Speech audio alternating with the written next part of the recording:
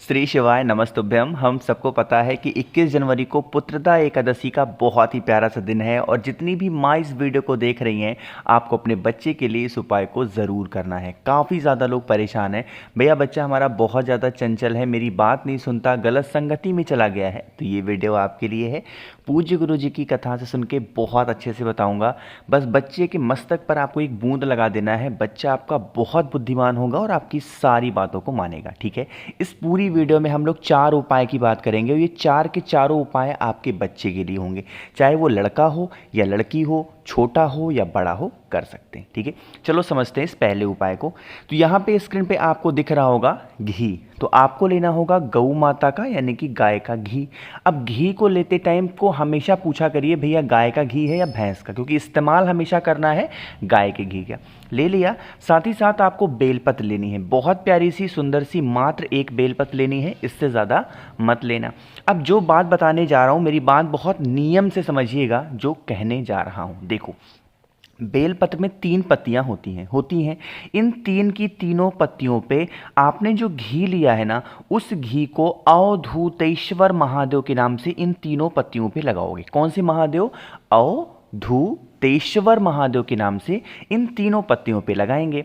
फिर आप इस बेलपत्र को उठाना और एक तांबे का लोटा लेना। जल भरोगे कहाँ से? अपने घर से, बता चुका हूँ।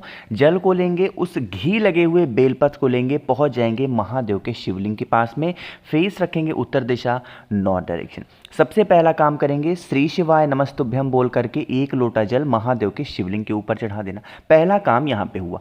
दूसरा काम क्या करना होगा? आपको अपने राइट हैंड से, दाहिने हाथ से शिवलिंग को अच्छे तरीके से पोंछना है। सबसे इंपॉर्टेंट बात क्या है और सबसे अच्छी बात क्या है इस उपाय की, कि यह चाहे तो आप मंदिर में करें या फिर अपने घर पे करें, सुबह दोपहर शाम रात कभी भी कर सकते हैं। ठीक है, जल चढ़ा दिया, पोंछ भी दिया। अब आपके पास में एक बेलपत्र है जिसमें तीनों पत्तियों पे आपने घी लगाया है। ठीक है, आपके जितने भी बच्चे हैं, 1 हो, 2 हो, 3 हो, 4 हो, जितने भी बच्चे हों, लड़का है लड़की है, आपको उन बच्चों का नाम और गोत्र बोल करके उस बेलपत्र को घी लगा हुआ माता अशोक सुंदरी के स्थान पे समर्पित कर देना है। जिस तरफ आपने घी को लगाया है वो शिवलिंग को टच होना चाहिए। ऊपर से जब आप देखो बेलपत्र को तो घी लगा हुआ पार्ट दिखना नहीं चाहिए, वो नीचे होना चाहिए। ठीक है, बोल दिया। अब हाथ जोड़ेंगे, विनती करेंगे, महादेव हमारे घर में भाई हमारे बच्चे हैं, ये गलत संगति में चले गए हैं या फिर इनकी नौकरी नहीं लग रही है, व्यापार नहीं चल रहा है, बहुत परेशान रहते हैं, आप इनकी मनोकामना को पूरा करें या फिर आप इनको सद्बुद्धि दें। जैसे प्रार्थना करनी है करना, और उसके बाद में इस बेलपत्र को उठा लेना। ठीक है, उठाने के बाद लेके चले जाना आप अपने घर पे। जितना भी घी लगा हुआ है, जितने भी बच्चे वर्तमान समय में आपके घर में रहते हैं, उन सभी बच्चों के जो मस्तक होता है यहाँ पे आपको लगा देना है उस घी की एक एक बिंदी। लगा करके देखिएगा, पुत्रदा एकादशी साल में सिर्फ 2 बार पड़ती है, पता आपको? पहला पड़ता है सावन के महीने में और दूसरा पड़ता है पौष के महीने में, और पूरे साल ये सिर्फ 2 ही बार मौका मिलेगा। तो ये पहला मौका आपको मिला है, करिएगा ज़रूर। ठीक है, चलो आगे बढ़ते हैं इस वीडियो में पुत्रदा एकादशी पे करने वाले अपने दूसरे उपाय की, और ये उपाय भी आपको अपने बच्चों के लिए ही करना है। ठीक है, समझने की कोशिश करेंगे। जैसे परेशान अगर आप हो ना अपने बच्चों को लेके या फिर अपने हस्बैंड को लेके, अपनी वाइफ को लेके, तो आप समझो यहाँ पे आपको शहद दिख रहा है, तो आपको भी यहाँ पे शहद लेना है, 2 से 3 चम्मच शहद लेना। ठीक है, शहद ले लिया, शहद को लेंगे और पहुंच जाएंगे लेकर के महादेव के शिवलिंग के पास में। सबसे पहला काम करेंगे, यहाँ पे जल वगैरह तो आपको लेके ही जाना है तांबे के लोटे में, लेकिन जो शहद है ना, उस शहद को जितना भी आपने लिया है आपको 5 बार में चढ़ाना होगा महादेव के शिवलिंग के ऊपर। कितनी बार में? 5 बार में। और जब भी चढ़ाओगे तो कुंदकेश्वर महादेव के नाम से चढ़ाएंगे। कितना? कुंदकेश्वर महादेव के नाम से बेलपत्र चढ़ाएंगे।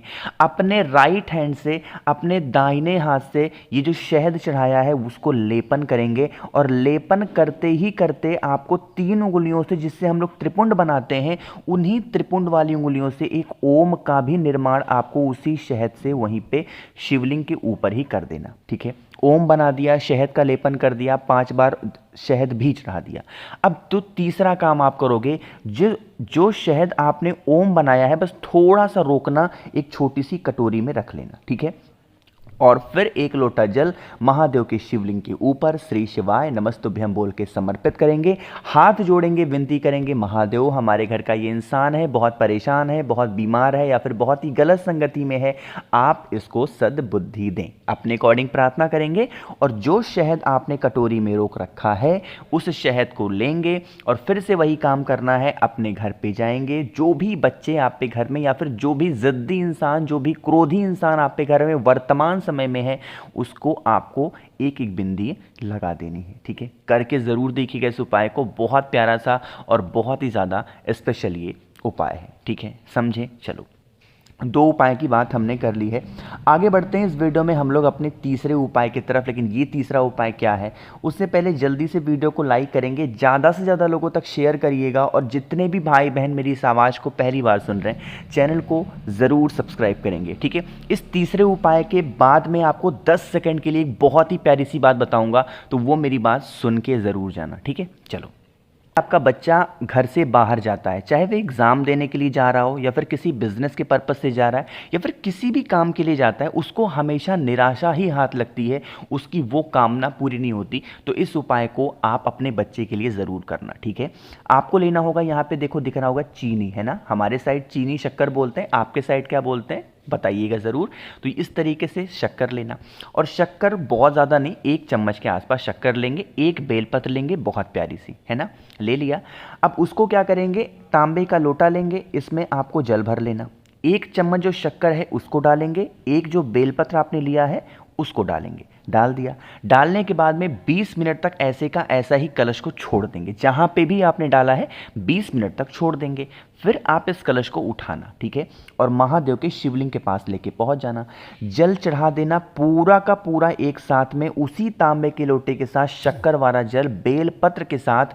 और आपको यहाँ पे एक अलग नाम बोलना है महादेव का, और वो बोलना है रामेश्वर महादेव। कौन से महादेव? रामेश्वर महादेव के नाम से पूरा का पूरा जल चढ़ाएंगे।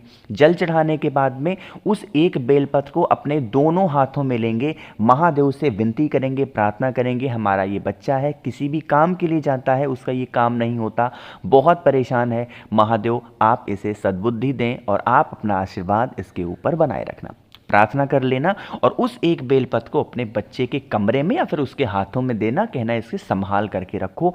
जब जब वो बेलपत्र उस बच्चे के हाथ में रहेगी या फिर उसके पास में रहेगी, कभी भी उसे निराशा हाथ नहीं लगेगी। ठीक है, समझे आप?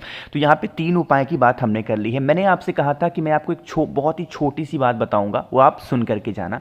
देखो, हमेशा आप उपाय जो कर रहे हो बहुत मन से किया करो, और दूसरी बात अपनी कर्म पे भरोसा रखो। आपको पता है कि आज है 20 तारीख, मैं वीडियो 20 तारीख को बना रहा हूँ और कल है 21 तारीख और कल मेरी शादी है। आपको पता है कि शादी के टाइम पे कितने फंक्शंस होते हैं, बहुत ज़्यादा, और इंसान बिजी भी होता है। बट मैं आप लोग के लिए वीडियो बना रहा हूँ, क्यों? क्योंकि ये मेरा काम है कि आपको मैं वीडियो बना के दूं।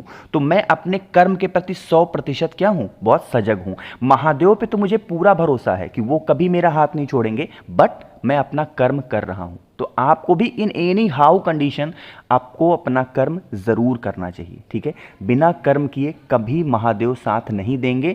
तो इसलिए कर्म हमेशा करो, अपना 100% दो, सही से काम करो, महादेव जरूर साथ देंगे। कोई भी उपाय करोगे वो जरूर काम आएगा। ठीक है, 3 उपाय की बात समझ में आ गई है। आगे बढ़ते हैं इस वीडियो में हम लोग अपने चौथे उपाय की तरफ, और ये चौथा उपाय भी आपके बच्चों के लिए ही होगा, क्योंकि पुत्रदा एकादशी का दिन है, तो ये आपके बच्चों के लिए है। आप यहाँ पे नाम पे मत जाना कि पुत्रदा है तो सिर्फ बच्चों के लिए या फिर लड़के के लिए, नहीं, लड़के के लिए भी है और लड़कियों के लिए भी है। ठीक है, आपको लेना होगा, यहाँ पे दिख रहा होगा मक्खन, तो कहीं पे भी आपको मक्खन मिल जाएगा मार्केट में, तो मक्खन लेना, बहुत ज़्यादा नहीं, थोड़ा सा मक्खन लेना। इसको लेके पहुंच जाएंगे महादेव के शिवलिंग के पास में, और उस मक्खन का लेपन आपको करना होगा। जो ये जलाधारी जहां से स्टार्ट होती है, उसी जलाधारी पर आपको उस मक्खन का लेपन बहुत ही ज़्यादा अच्छे से करना है। जब जब आपको मक्खन का लेपन करते जाओ, महादेव से बच्चे का नाम और गोत्र बोल करके जो भी प्रॉब्लम है उससे संबंधित आपको कहते जाना है। कह के देख लीजिएगा, और उसके बाद में इस मक्खन को लेना, छोटी सी कटोरी में रोक लेना और इकट्ठा करना और पूरा का पूरा जल महादेव के शिवलिंग के ऊपर समर्पित करेंगे। इस मक्खन को उठाएंगे, लेके चले जाएंगे अपने घर में और 9 दिनों तक लगातार इस मक्खन का सेवन अपने बच्चे को कराएंगे। अवधूतेश्वर महादेव के नाम से या फिर हाटकेश्वर महादेव के नाम से करा देना। आपका बच्चा बिल्कुल सुधर जाएगा। जो भी उसके अंदर चंचलता होगी, जो भी उसके अंदर नासमझी होगी, वो बच्चा आपका बहुत अच्छे से रहेगा। ठीक है, कोशिश की है मैंने बहुत ही अच्छे से समझाने की। आपको वीडियो पसंद आई हो तो लाइक ज़रूर करिएगा। कुछ पूछना है, नहीं समझ में आया, नीचे कमेंट सेक्शन में पूछें। और जितने भी भाई बहन मेरी इस आवाज़ को पहली बार सुन रहे हैं, चैनल को सब्सक्राइब करेंगे। और अगर आपको मुझसे फ़ोन पे बातें कर रही हैं तो आप हमें इंस्टाग्राम या फिर फेसबुक पे फॉलो कर सकते हैं, जिसके लिए सर्च करना होगा द नेचुरल प्लैनेट 108। वहाँ पर हम लोग बहुत सारी बातें करेंगे। श्री शिवाय, नमस्तुभ्यम।